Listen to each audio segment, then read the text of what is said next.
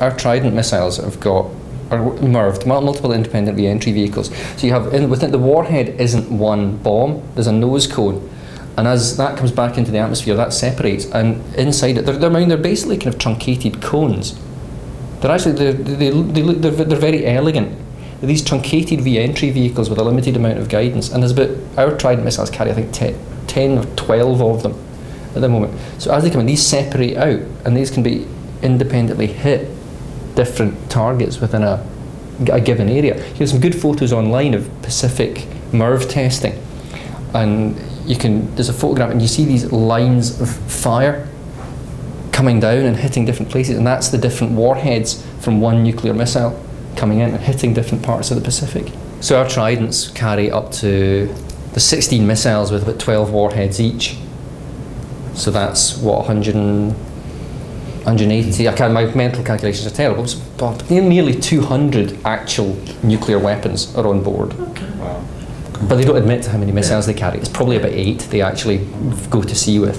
I mean, however macho it was and phallic it was, really, the whole kind of, you know, my bomb's bigger than yours. Your bomb, yeah. You know, there was a certain reassurance in that to a degree in terms of mutually assured destruction and so forth. I think when you start getting into the idea of tactical nuclear bombs, small nuclear bombs, well, we could drop them there and there's a possibility that won't cause the consequences of triggering a full-scale nuclear conflict with the other side, then I think that's almost more worrying. And I suppose you see that with Trump's use in Afghanistan of the Moab, the mother of all bombs and so forth, which I don't think anyone really thought would be used because, you know, it didn't have much practical, you know, justification to have a bomb like that size, but it's now being used by Trump. And, you know, I mean, the Eisenhower administration, you know, they tried to normalise tactical nuclear weapons. They tried to kind of, in the public mind, differentiate between the big strategic multi-megaton city-busting weapons and smaller ones. So there was developed a weapon called Davy Crockett, which is basically a nuclear hand grenade. It was a shoulder of these recoilless rifles that you see on jeeps and that kind of thing. With a it looks comic. Davy Crockett looks comic, but it was a nuclear recoilless rifle meant to be carried by a 2 or 3 man jeep team, and at a range of about 1 kilometre. You wouldn't want to be within 1 kilometre of it when it went off. But it was intended that the American military knew that they couldn't stop a Soviet tank attack coming through the Fulda Gap into Germany.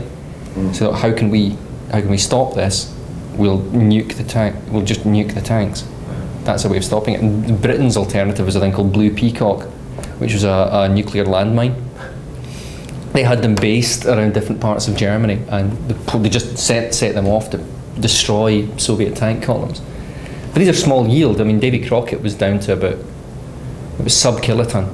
They managed, the technology got so good they could develop really small. Would it still about like a small blinding flash? Oh yeah, I mean, it would be still terrifying. Yeah. You know, every explosion produces a mushroom cloud, but yeah, you still get the. I mean, still look like a nuke. Destroying, like, you know, a building this size sort of thing, or is it more like a whole block? Or Davy Crockett would probably, you know, if they wanted to demolish Copperas Hill really quickly, you'd probably use Davy Crockett for that. It's one of those. But you'd still irradiate the city centre. Yeah, I would say it's the radiation anyway, wouldn't it? Yeah. The thing about the neutron bomb was the Soviets propagandized that as the capitalist bomb and all that kind of thing, and that was a kind of late, you know, where it was intended to stop tanks. So it's a bomb that doesn't have so much blast, but it produces a huge amount of prompt radiation. So the gamma rays, which can just go straight through tank armour. Tanks are relatively invulnerable to nuclear weapons if they're not too close to them. But the radiation would just go through. The tank wouldn't be that damaged. It would kill the crew straight away. And but the neutron bomb was propagandized as the capitalist bomb. It would kill people and leave property.